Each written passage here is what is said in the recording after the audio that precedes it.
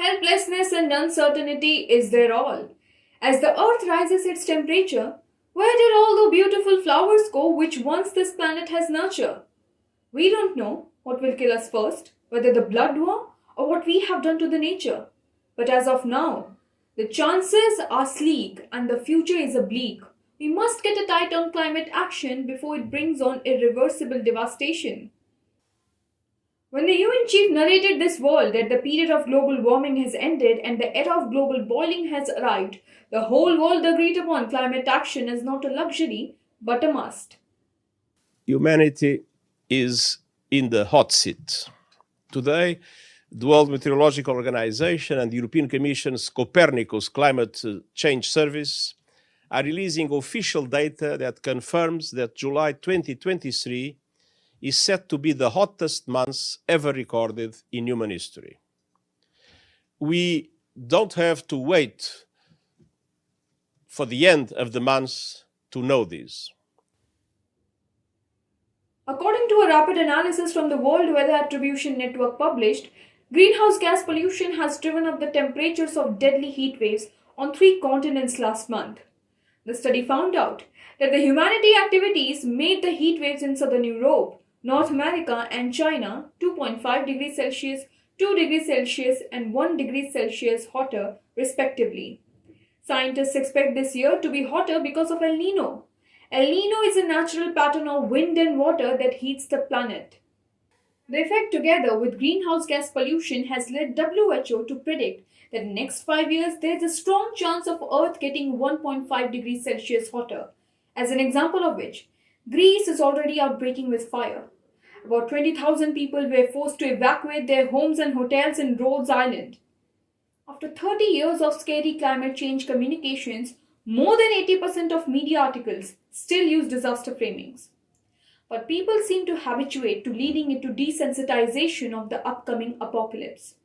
So many of us are now suffering a kind of apocalypse fatigue, which means getting numb to climate change turned horrific disasters. And in the thread of this dread, let me ask you, do you have a dream of meeting new people, desires for new and adventurous experiences? Then these dreams can be shattered, not because of your personal lacking, but because of the global boiling point. The Blue Dragon, a small riverfront eatery in Hoi An, Vietnam, that serves crisp spring rolls only $2 a plate. What a place to visit in a mild, cold, windy day with your loved ones. An alarming warning for this place blares as the water level at the Blue Dragon rose to 1.6 meters. Every time there's typhoon or rain there, the place floods. It happens so often that every time the owner of the place marks the level of flood on its damp, stained walls.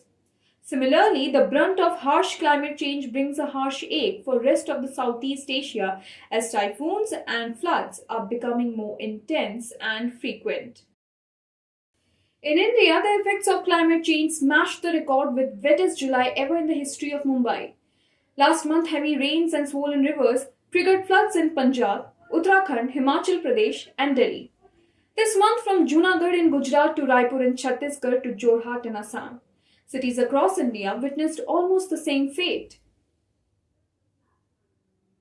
Southeast Asia now faces a dual challenge. It not only is expected to adapt to climate change, but it also must alter its climate actions according to the Sustainable Development. Easy to say for already developed countries, but adds another layer of inequality on the developing countries.